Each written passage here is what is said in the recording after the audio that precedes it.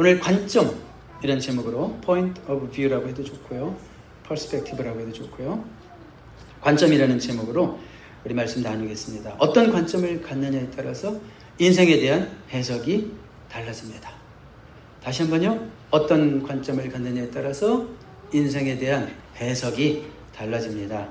여러분, 파니 크로스비라는 여성을 먼저 소개해드릴게요. 여러분이 잘 아는 찬송가 있어요. 예수로 나의 구주 삼고 이것이 나의 간증이요, 이런 찬송을 비롯해서 우리 찬송가에도 수십 곡이 실려있는 찬송 가사를 쓰신 분이죠. 근데 파니 크로스비는 태어난 지 6주 만에 실명을 하게 됩니다. 그래서 95세 하나님이 부르실 때까지 맹인으로 살아가죠. 자, 육신의 눈은 감겨 있었지만 그는 영의 눈을 뜬 사람이었어요. 그래서 찬송시를 사실 자그마치 몇 곡이나 썼냐면 8,000편 이상을 썼어요. 8,000편 이상의 찬송시를. 그것도 주옥 같은. 너무 좋아서 우리 찬송시에도 수십 편이 실려 있게 된 것입니다. 자, 그러니까 그는 육신의 눈은 뜰 수 없었지만 영의 눈을 떠서 세상과 나는 간 곳 없고 구속한 주만 보이도다. 보인다고. Redeemed Christ. 나를 구속하신 주님이 보인다고 그렇게 고백을 했습니다. 여러분, 똑같은 고난을 당하면서도 하나님을 원망할 수 있고요, 똑같은 고난을 겪으면서도 하나님을 찬양할 수 있습니다. 무엇의 차이 때문이라고요? 관점의 차이 때문입니다. 스크린에 이렇게 크게 글씨가 써 있는데 대답 못 하세요? 네? 똑같은 고난을 겪으면서도 하나님을 원망할 수도 있고, 그 같은 고난 속에서도 하나님을 찬양하는 사람이 있다는 거예요. 관점의 차이 때문에 그런 거예요. 인생의 가치를 어디에 두고 사느냐의 문제죠. 인생의 가치를 어디에 두고 사느냐. 그러니까 가치관에 따라서 어떤 사람은 비관하고 낙심할 수 있는 환경인데 어떤 사람은 찬양한단 말이에요. 도대체 이해가 안 갈 정도로 그런 사람이 있단 말이에요. 자, 오늘 본문의 사건은 교회를 조금 다녀보신 분들은 이미 잘 아는 내용이죠. 그리고 이번 VBS를 통해서 우리 이 본문을 가지고 우리가 드라마로, 연극으로 꾸며서 연극을 하게 됐습니다. 그 맹인의 역할을 했던 김영규 집사님의 연기력이 물이 오를 대로 올랐다는 어느 여 집사님의 그런 이벨리에이션도 있었어요. 자, 여러분 잘 아시는 거예요. 맹인이 예수님 말씀대로 순종하여 실로암이라는 연못에 가서 씻고 눈을 뜨게 되었다. 그런 얘기잖아요. 제가 이 본문을 가지고요, 여러분 앞에서 아마 이 중에 한 몇 분 앞에서는 제가 이 설교를 한 3번에서 4번 한 것 같아요. 4번. 이 본문을 가지고 설교를 4번이나 했어요. 그러면 목회자의 고민이 있겠어요? 없겠어요? 귀가 밝으신 여러분 앞에서 제 고민이 있겠어요? 없겠어요? 왜 고민이 없겠습니까? 여러분들에게 기대감이 팍 사라지는 거예요. 또 이 본문이네. 그럴 수 있죠. 그래서 오늘은 제가 한번 좀 다른 각도로 관점이라는 키워드를 가지고, 관점이라는 키워드를 가지고 조금 새롭게 풀어보고 여러분들이 좀 관점이라는 주제에 집중해서 오늘 말씀을 새롭게 들으실 수 있기 바랍니다. 예수님이 기적을 행하셨다. 그가 나중에 예수님을 인자다, 메시아다 고백했다. 이것이 분명히 요한복음이 우리에게 밝혀주는 표적으로서의 기적이 우리에게 주는 의미지만, 이 사건 속에서 우리가 한번 관점이라는 주제를 가지고 보자는 거예요. 이 사건의 시작에서 우리는 먼저 예수님과 제자들의 관점이 차이가 많구나라는 것부터 발견하게 됩니다. 관점이라는 것은 무엇을 보는가고요? 어떻게 보는 거예요? 무엇을 보는가? 어떻게 보는가? 거기에 따라서 관점의 차이가 생기는 거죠. 1절부터 볼까요? 예수께서 길을 가실 때 날 때부터 맹인된 사람을 보신지라. 자, 예수님이 무엇을 보셨습니까? 누구를 보셨습니까? 날 때부터 맹인된 사람을 보셨습니다. 자, 그는 나중에 보면 구걸하는 그냥 장애인에 불과했습니다. 길가에서 구걸하는 장애인. 맹인이었기 때문에 장애인이 되었는지 그건 알 수 없지만 어쨌든 능력 없고 초라하고 사람들의 관심 밖에 있었던 그런 사람이에요. 그런 사람을 누가 눈여겨 보셨습니까? 예수님이 바로 그런 한 사람을 눈여겨 보셨다는 거예요. 예수님이 가시는 곳마다 많은 사람들이 몰려들던 시점이었습니다. 이미 여러분 오병이어의 기적이 지나갔죠? 그때도 어마어마하게 많은 사람들이 몰려들었죠? 한번 나도 병고침 받기 위해서, 나도 뭔가 떡이라도 빵이라도 한 조각 먹기 위해서 막 예수님의 인기가 치솟은 시점이었기 때문에 예수님이 움직이시는 것마다 지금 많은 사람이 막 같이 몰려가고 있는 거예요. 그때 제자들은 누구를 보았을까? 그 많은 사람들 중에서 혹시 이 동네 부자 오지 않았나? 혹시 이 동네 그 유명한 그 사람 오지 않았을까? 아마 막 눈을 비비면서 찾았을지도 몰라요. 어떻게 해서든지 커넥션 만들어서 나에게 좀 유익이 될 수 있는 사람, 혹시 이 중에 우리 가운데 있지 않나? 예수님 덕 좀 입어야 되겠다. 예수님 유명세 때문에 와 있는 사람 중에 나에게 좀 도움이 될 만한 사람 없을까? 이러면서 눈을 비비고 찾았을지도 모르죠. 왜 이런 상상을 하냐면 이 시점만 해도 우리 제자들은 성숙하지 않았습니다. 서로 예수님을 따라가는 이유가 뭐였냐면 예수님께 잘 보이고 나중에 예수님이 메시아로 왕으로 등극하실 때 그 옆자리는 어떻게 좀 차지해 보려고 자기가 영의정, 우의정, 좌의정 해먹으려고 막 그런 식으로 예수님 때문에 출세나 하고 싶고 그러면서 제자들끼리 막 싸우고 이러던 시기였거든요. 그러니까 이런 상상도 틀린 얘기는 아니겠죠. 자, 이렇게 제자들은 아마도 뭔가 유명한 사람, 내 인생에 좀 덕이 될 만한 사람 없을까? 이러고 있을 때 예수님은 전혀 그 누구도 관심을 주지 않는 그야말로 버려진 그 한 사람, 날 때부터 맹인된 거린을 쳐다보셨다는 거예요. 사람은요, 자기가 관심 있는 것을 보게 되어 있습니다. 관심 있는 거. 옛날 한국의 서울역에 가면 구두 닦는 사람이 있었던 거 아세요? 요즘 사람들은 모르죠. 옛날 한국의 서울역에 가면 구두 닦는 사람이 있었는데 구두 닦는 사람의 눈에는 뭐만 보이게 해요? 구두만 보여요. 먼지 묻은 구두만 보여요. 특별히. 저거 돈이니까. 한 사람의 그 관심에 따라서 보는 거죠. 헤어 디자이너의 눈에는 뭐가 제일 먼저 보일까요? 딱 보면 머리부터 보인대요. 저거 어디서 했지? 나라면 저렇게 안 할 텐데? 뭐 이러면서 헤어를 본다는 거예요. 어떤 사람은 길을 가다가도 운전을 하다가도요 돈이 보인대요. 되게 신기하죠? 밤낮으로 돈 벌 생각만 하니까 돈 벌 거리가 보인대요. 부러워요? 어쨌든 이렇게 사람은 이렇게 관심 있는 것을 자꾸 보게 되는 거고 더 나아가서 관심 있는 것을 자꾸 바라게 됩니다. 우리 교회에서도 보면 모이면 성경 말씀 얘기하고 한 주간 주님이 함께 하셨던 간증을 나누는 사람이 있는가 하면 그런 대화 중에 전혀 끼지 못하고 한마디도 못하는 자가 있어요. 그러다가 이번에 새로 나온 드라마 알아? 그러면 갑자기 입이 터지기 시작해. 무슨 얘기일까요? 평상시 그 사람의 관심을 반영하고 있는 거죠. 한 주간 동안 말씀을 한 번도 본 적이 없어요. 주일에만 잠깐 그리스도인 같은데 일주일 내내 사단의 지배 속에서 살아요. 심하게 말하면. 악한 사단이 만들어놓은 이 세상 공중권세 잡은 악한 자의 영역 속에서 살다가 교회 갑자기 오니까 이게 뭐 정신이 나 이게? 여전히 아직도 내 머리는 직장에 있고 여전히 내 머리는 그 TV 드라마 속에 들어가 있고 그러니까 뭐 신앙적인 얘기하고 간증하고 이러면 할 얘기 하나도 없어. 저분은 뭔 얘기를 하는 건지 나랑 딴 별에서 사시는 분인가? 무슨 얘기일까? 근데 이번에 새로 드라마 나온 거 봤어? 그럼 막 눈이 뜬그러져. 그게 우리의 평상시에 관심을 반영하는 거죠. 예수님 보시는 것을 여러분들이 더 자주 볼 수 있게 되기를 주님의 이름으로 축복합니다. 예수님의 마음과 관심이 있는 곳에 여러분의 마음과 관심이 있게 되기를 간절히 바랍니다. 이제 제자들이 입을 열어요. 2절 보세요. 제자들이 뭐라고 얘기하나? 제자들이 물어 이르되 라삐여 이 사람이 맹인으로 난 것이 누구의 죄로 인함이니까? 자기니까? 그의 부모니까? 제자들의 관점을 보여주고 있는 거죠. 제자들의 관점. 그러니까 관점은 뭐라고 그랬어요? 무엇을 보는가? 어떻게 보는가의 문제라고 그랬어요. 그러니까 제자들은 나면서부터 맹인된 자의 상태를 어떻게 보고 있어요? 죄의 결과로 보고 있는 거죠. 당시 전형적인 유대인들의 생각입니다. 뭐 잘못된 거 아닙니다. 그 당시 유대인들의 입장에서 보면 팩트를 말하고 있는 거예요. 그 당시 유대인들의 입장에서 보면 사실을 말하고 있는 거예요. 사실은. 그런데 예수님은 전혀 다른 관점으로 얘기하시죠. 어떻게 얘기하실까요? 무슨 말을 그렇게 하니? 연극 대사에 있었죠. 우리 한번 3절 가봐요. 같이 읽어봐요. 시작. 예수께서 대답하시되 이 사람이나 그 부모의 죄로 인한 것이 아니라 그 그에게서 하나님이 하시는 일을 나타내고자 하심이라. 제자들이 머리를 긁을 수밖에 없었어요. 예수님은 전혀 다른 관점으로 얘기하시잖아요.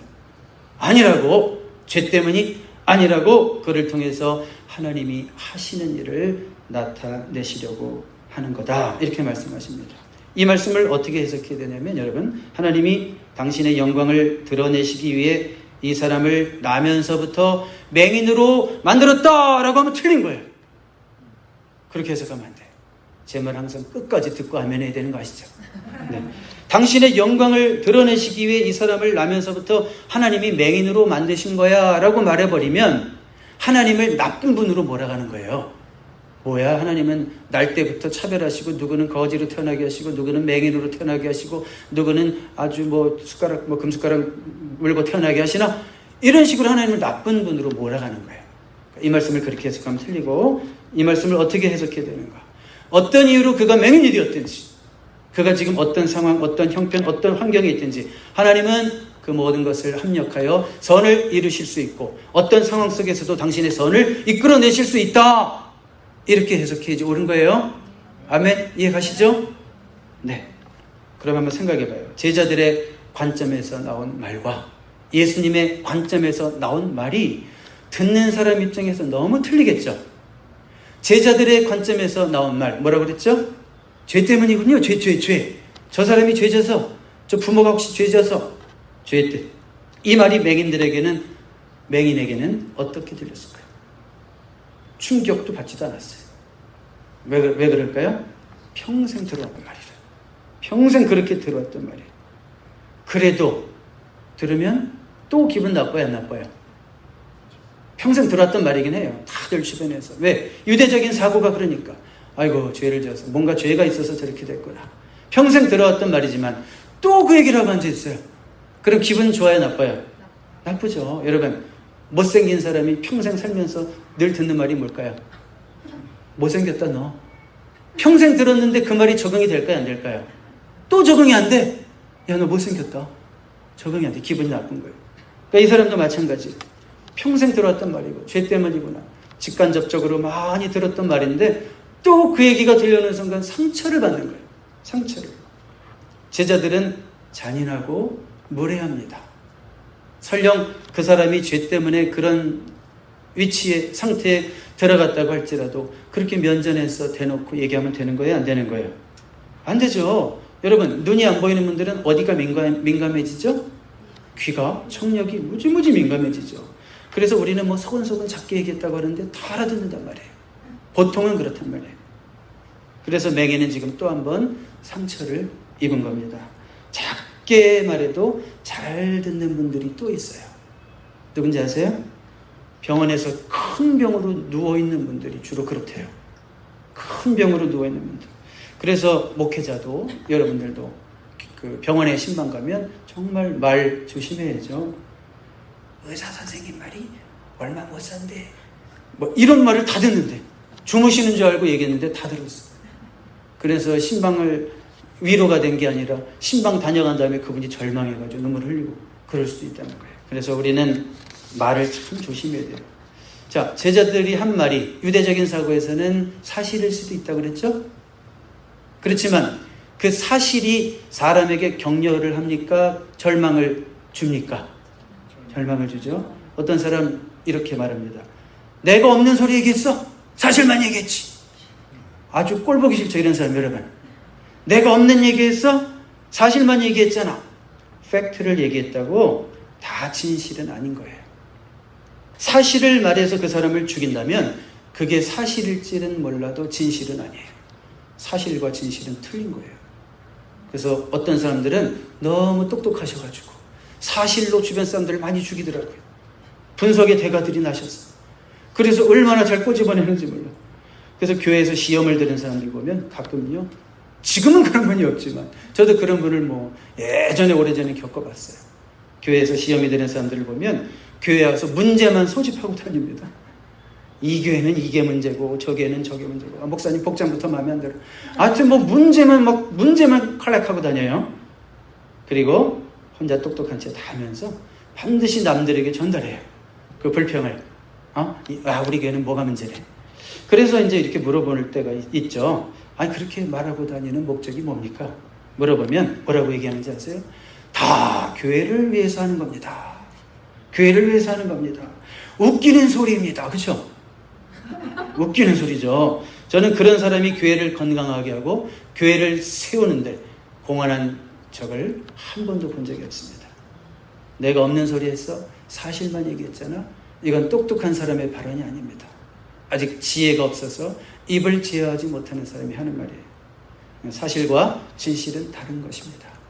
제자들이 예수님 옆에 조금 있다고, 이제 좀 지났다고, 시간 좀 됐다고, 가장 위대한 랍비, 메시아를 떠나서 가장 위대한 선생님 앞에 좀 배웠다고 이제 똑똑한 척 하는 거 봐요. 사실 얘기하면서 이 힘들어 죽겠는 사람 더 상처 주는 거 봐요. 그렇죠? 사랑은 들춰내는 것이 아니라 허다한 허물을 덮는 것이라고 베드로전서 4장 8절에서 얘기하고 있죠. 사랑은 들춰내는 것이 아니라 뭐라고요? 허다한 죄를 덮느니라. 허다한 허물 죄를 덮어주는 것. 그게 진짜 사랑의 사람이고 성령 충만한 사람이에요. 들춰내려고 하는 제자들의 말이 맹인에게 큰 상처를 주었다면 예수님의 관점에서 나온 그 말은 이 맹인에게 큰 위로를 주는 거예요. 여러분, 맹인은요, 태어나서 어쩌면 한 번도 들어보지 못한 말을 들은 거예요. 다 그동안 들어왔던 소리 뭐라고요? 너의 죄 때문이야. 그런데 평생 한 번도 들어보지 못한 말, 무슨 말이요? 죄 때문이 아니야. 이건 충격입니다. 이건 위로를 넘어서서 충격입니다. 한 번도 들어보지 못한 말, 죄 때문이 아니래요. 더 나아가서 너를 통해 하나님이 하실 일이 있으실 거래요. 이거는 그 맹인에게 엄청난 위로고 소망이고 충격으로 다가오는 말씀이에요.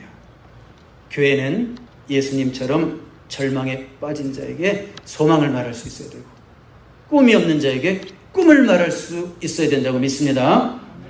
세상이 하지 못하는 말을 예수 믿는 우리는 할 수 있어야 되겠죠? 세상이 뭐라 그럽니까? 세상이 못생긴 사람들에게 희망을 줍니까? 이 외모 지상주의가 돼가지고 어디를 봐도 못생긴 사람 낄 데가 없어요. 이 TV를 봐도. 못생긴 자에게 뭐라 그래요? 넌 희망이 없어. 넌 희망이 없어. 그런 암시적인 메시지를 여기서 저기서 던지잖아요. 그런데 여러분 아십니까? 하나님은 얼굴로 일하시지 않습니다. 하나님은 외모로 일하시지 않습니다. 우리가 최고로 존경하는 사도 바울도 못생긴 것으로 알려져 있는 거 알죠? 못생겼대요. 성경만 읽으면 이분 되게 멋있을 것 같은데 우리 직접 보면 다 실망할 거예요. 못생겼대요. 대부분 제가 역사를 공부를 해보니까 역사상 유명하고 훌륭한 사람들은 대부분 키가 작고 못생겼대요. 주로 그 옆에 붙어있는 호위병이나 조수들만 호대가 멀쩡하고 잘생겼어요.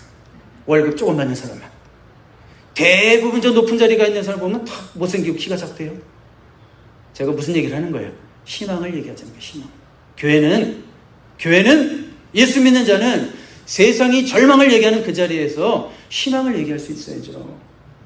세상은 또 나이 많은 사람들에게 희망이 없다고 말합니다. 오늘날 TV나 유튜브 같은 거 보세요. 그 영상을 다 차지하고 있는 자들이 몇 살인 것 같아요, 주로? 거의 10대, 20대더라고요. 거의 10대, 20대. 세상은 어린아이들만 찾는 것 같아요. 세상은 4.5정이라고 그러고 38선이라고 그러고 뭔지 아세요? 45세 되면 정년퇴직이고 38선, 38세만 돼도 퇴직의 선상에 서 있는 거래요. 그 세상은 그렇게 얘기하잖아요. 그래서 세상은 나이가 많은 우리들을 보면서 최소한 45세 이상 되신 저와 여러분들을 바라보면서 너는 희망이 없어 이렇게 말할 수도 있어요. 한번 따라해 볼까요? 하나님은 나이로 일하시지 않습니다. 여러분 성경을 보면 모세를 봐도 그렇고 갈렙을 봐도 그렇고 다니엘을 봐도 그렇고 하나님은 나이로 일하시지 않아요. 그들만 봐도 하나님이 주시는 비전, 꿈은 나이를 계산해 넣지 않더라고요. 하나님이 쓰시면 쓰시는 거지 네가 젊으니까 쓴다 늙어서 쓴다 이게 없더라고요. 그러니까 세상은 나이 든 사람들 향해서 절망을 선포할 때 우리는 뭐라고 얘기해야 돼요? 하나님은 나이로도 일하시지 않습니다. 희망을 얘기하자는 거예요. 희망을. 제가 무슨 말 하는지 아시겠죠? 세상적인 관점으로 여러분들을 보고 세상적인 관점으로 교회를 보고 우리 가정을 보고 세상적인 관점으로 보는 것이 아니라 예수님의 관점으로 나를 보고, 예수님의 관점으로 교회를 보고, 예수님의 관점으로 이 세상을 볼 수 있는 저와 여러분 될 수 있기를 바랍니다. 예수님의 관점에서 보면 여전히 우리는 꿈을 꿀 수 있고 여전히 우리는 소망을 가질 수 있습니다. 오늘 이 교회 나오실 때 실망하고 또 주저앉고 이 자리에 앉으면서 내가 무슨 가치가 있을까? 우리 주님이 오실 때는 여러분들이 너무나 귀하고 하나님 오실 때는 너무나 가치 있는 존재라는 것을 발견하실 수 있기 바랍니다. 그러니까 제가 뭐라고 그랬어요? 한 번도 들어보지 못한 말을 이 맹인이 들었다는 거예요. 여러분이 평생 들어왔던 말이 뭐예요? 지금 듣고 있는 말이 뭐예요? 마음에서 계속 랭잉하는 소리가 뭐예요? 들려오는 소리가 뭐예요? 혹시 너는 거기까지야. 미국에서 10년 살아봤잖아. 넌 거기까지야. 네 그릇은 거기까지야. 이제 넌 늦었어. 너는 다시 시작할 수 없어. 이게 혹시 본성적으로 우리 안에서 들려오는 소리 아닙니까? 네가 이 지역에서 뭐 그만큼 배워가지고 그 돈 가지고 아니야 넌 거기까지야. 더 이상 안 돼. 막 이런 소리 들려오지 않아요? 지금도 그런 소리가 들려오지 않습니까? 여러분 이제까지 한 번도 듣지 못했던 주님의 음성이 다시 들려올 수 있기를 바랍니다. 너는 늦지 않았어. 너는 할 수 있어. 너는 약하지만 내가 너를 쓸 거야. 너 나이 많다고? 아니 아직 내가 너를 쓸 일이 있어. 너만의 특별한 사명이 있어. 내가 너를 이렇게 세울 거야. 한 번도 들어보지 못했던 너는 정말 크게 될 거야. 너는 정말 위대하게 될 거야. 너의 자녀들이 라스베가스를 변화시킬 수 있는 정말 이 땅에 꿈을 주는 아이들로 자라날 거야. 그동안 한 번도 듣지 못했던 주님의 음성이 들려올 수 있기를 바랍니다. 맹인에게 평생 한 번도 들려오지 않았던 예수님의 음성이 들려왔던 것처럼 오늘 이 시간 예배할 때 성령이 여러분의 마음에 그렇게 꿈으로 소망으로 다가가셔서 평생 한 번도 듣지 못했던 음성을 들려주시기를 바랍니다. 그래서 여러분 오늘 예배 바치고 일어날 때 여러분의 얼굴에서도 빛이 나길 바라요. 여러분의 눈에서도 빛이 나길 바라요. 소망 없는 사람처럼 풀이 죽어 있는 모습이 아니기를 바라요. 자, 그래서 예수님 믿으면 뭐가 바뀐다? 그렇죠. 이제는 대답 잘하시네요. 예수님을 믿으면 관점이 바뀌는 거예요. 여러분 교회를 꾸준히 다니시는데도 관점이 안 바뀐다면 도대체 무슨 일입니까? 아니 교회를 몇 년을 나왔는데도 여전히 세상적인 관점을 가지고 산다면 도대체 무슨 일입니까? 무슨 일일까요? 어디선가 세상적인 관점을 계속 흡수하고 있는 거 어디선가. 뭘 보는지, 누구를 만나는지, 뭐를 읽는지 세상적인 관점이 계속 들어오고 있는 거예요. 자기도 모르게. 거르지도 않고 필터링도 안 하고. 교회를 수십 년을 다녔는데도 아직도 여전히 세상적인 관점을 가지고 산다면 도대체 어떤 일입니까? 여러분 무엇이 복이라고 생각해요? 복에 대한 관점이 뭡니까 여러분들? 복 너무 좋아서 상에도 복, 베개에도 복, 이불에도 복, 숟가락에도 복. 그 복, 여러분 복이 뭐라고 생각하세요? 복에 대한 여러분들의 관점. 건강해지고 집 평수 늘려가고 자동차 더 좋은 곳으로 바꾸고 자녀들 좋은 대학 가고 좋은 직장 가는 거 저도 다 원하는 겁니다. 그렇지만 이런 것이 좋은 것은 분명하지만 이런 것이 여러분들이 성실하게 산 것에 대한 삶에 대한 보상일 수 있지만 주시는 선물일 수 있지만 정말 이런 것들이 성경이 말하는 복입니까? 정말 이런 것들이 성경이 말하는 복입니까? 시편 1편 읽어보시면 복 있는 사람은 어떤 자라고 그랬어요? 복 있는 자는 5,000 스퀘어 피트 집에 사는 자라고 그랬어요? 복 있는 사람은 악인의 꾀를 쫓지 않고 죄인의 길에 서지 않고 오만한 자리에 오직 여호와의 율법을 하나님의 말씀을 주야로 day and night 묵상하는 자로다 그랬죠. 그 성경이 말하는 복 있는 자는 이거 틀리잖아. 하나님 말씀을 사랑하고 묵상하고 이 안에서 기쁨을 얻고 평안을 얻고 생명을 얻고 이런 자가 복 있는 자라고 말씀하시네. 마태복음 5장에 갔더니 구약만 그런 자랐더니 예수님도 공생애를 시작하시면서 산상수훈을 얘기하시면서 누가 복이 있다 누가 복이 없다 마카리오 이러면서 뭐라고 그러셨냐면 누가 복이 있다 그랬어요. 무지무지 물질적으로 부자가 복 있는 자라고 그랬어요. 마음이 심령이 가난한 자가 복 있는 자라고 그랬어요. 뭐야 틀리잖아. 근데 여전히 여러분들은 무엇을 복이라고 생각해요?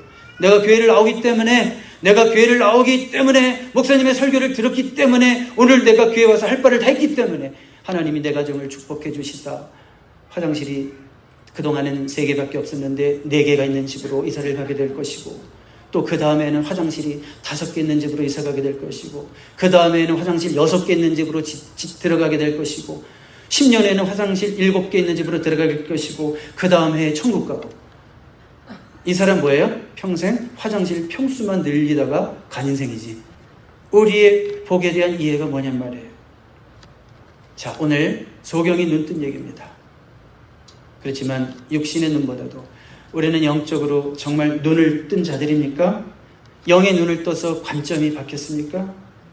이제는 영적인 세계가 조금 보이십니까? 여러분들의 삶이 예수님의 관점으로 사건이 해석되기도 하고, 주님의 관점에서 여러분들의 삶이 이제 좀 설명이 되고 있습니까?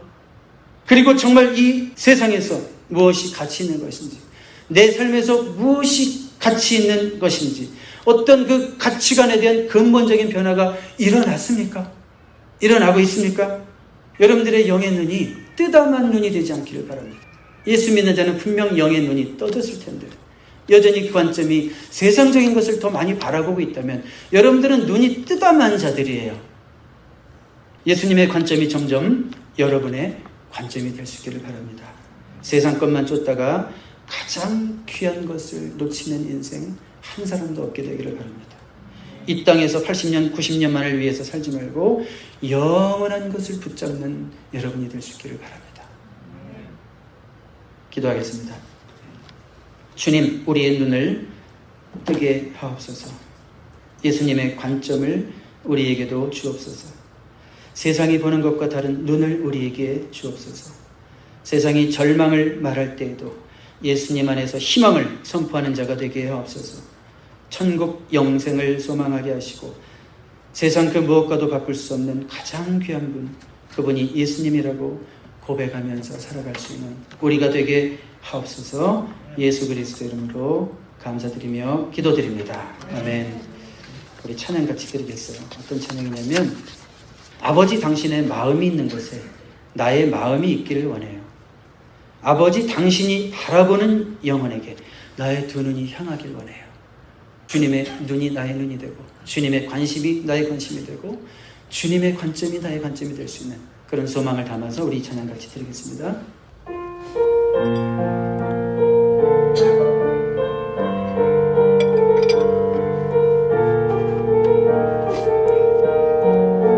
아버지 당신의 마음이 있는 곳에 나의 마음이 있기를 원해요. 아버지 당신의 눈물이 고인 곳에 나의 눈물이 고이길 원해요. 아버지 당신이 바라보는 영혼에게 나의 두 눈이 향하길 원해요. 아버지 당신이 울고 있는 어두운 땅에 나의 두 발이 향하길 원해요. 나의 마음이 아버지의 마음 알아 내 모든 뜻 아버지의 뜻이 될 수 있기를 나의 온 몸이 아버지의 마음 알아 내 모든 삶 당신의 삶 되기를. 처음부터 할까요? 우리 좀 쉬고 할까요? 둘, 셋. 아버지 당신의 마음이 있는 곳에 나의 마음이 있기를 원해요. 아버지 당신의 눈물이 고인 곳에 나의 눈물이 고이길 원해요. 아버지 당신이 바라보는 영혼에게 나의 두 눈이 향하길 원해요. 아버지 당신이 울고 있는 어두운 땅에 나의 두 발이 향하길 원해요. 나의 마음이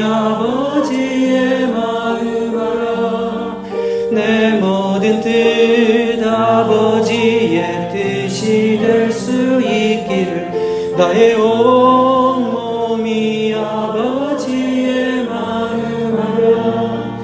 내 모든 삶 당신의 삶 되기를 나의 마음이 아버지의 마음 알아. 내 모든 뜻 아버지의 뜻이 될 수 있기를 나의 온몸이 아버지의 마음 알아. 내 모든 삶 당신의 삶 되기를 내 모든 삶 당신의 삶 되기를 내 모든 삶 당신의 삶 되기를